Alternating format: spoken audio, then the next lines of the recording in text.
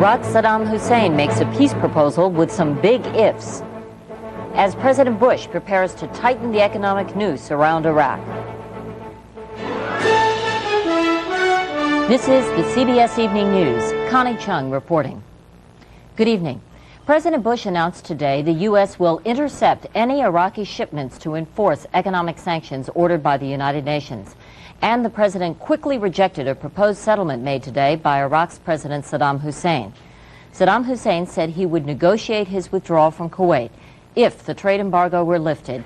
Israel withdraws from all occupied territories, Syria withdraws from Lebanon, and U.S. forces in Saudi Arabia are replaced by UN-supervised Arab troops. Wyatt Andrews has more on the president's strong actions today, beginning with the U.S. plan to block Iraqi shipments.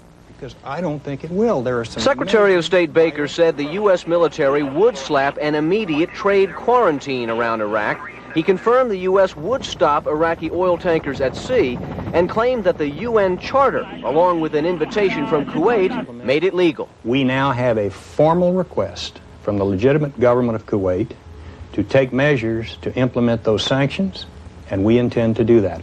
But is this a blockade expressly permitted by the United Nations?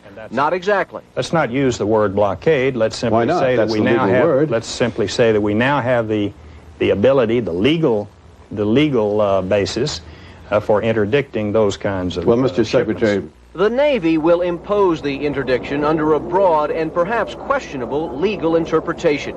Last week's UN vote, which came under Chapter 7 of the UN Charter, did not specifically authorize a blockade, but did say all states shall prevent any dealings by their nationals or their flag vessels in any commodities or products originating in Iraq or Kuwait.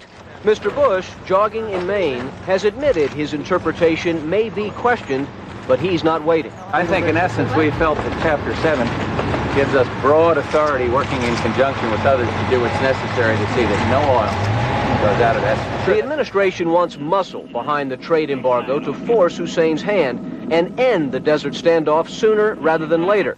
Because the Iraqis see this showdown as a test of wills, Mr. Bush is determined to show his. As for Saddam Hussein's peace proposals today, in which Hussein said he would leave Kuwait if Israel left the occupied territories and the United States quit Saudi Arabia, the White House rejected that outright. Wyatt Andrews, CBS News, Kennebunkport. U.S. forces are continuing to pour into the Middle East, leaving today from Eglin Air Force Base in Florida. CBS News Pentagon correspondent David Martin has details. Tanks and more tanks were loaded aboard ships on the East Coast today as the American military continued to pump men and materiel into the pipeline heading for Saudi Arabia. All of it under the command of General Norman Schwarzkopf, who opened up his headquarters to reporters for the first time and gave them an idea what it takes to move just one tank brigade. If you were to weigh them, there's 15 times more steel in them than there is in the Empire State Building. And of course, if you line them all up, they stretch all the way across the